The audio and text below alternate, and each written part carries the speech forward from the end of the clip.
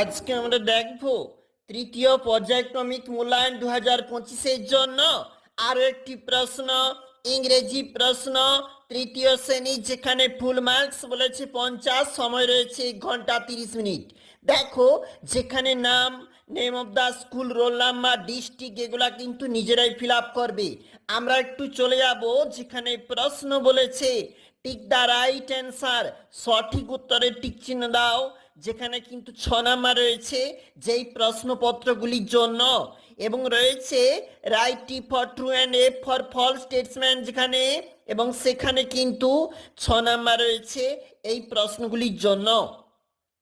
Meaning the words এবং শব্দের মানে লেখো 6 নাম্বার, এবং সাহায্যকারী হেল্প বক্স থাকতে শব্দ চয়ন করে ফিল আপ করতে হবে, রয়েছে কিন্তু 6 নাম্বার। চলে যাব পরের যে পেজটা রয়েছে, মানে এটা রয়েছে 2 নাম্বার পেজ। এখানে কিন্তু অ্যান্সার দি ফলোইং কোশ্চেন্স বলা রয়েছে, 3 গুণ 3 9 নাম্বার।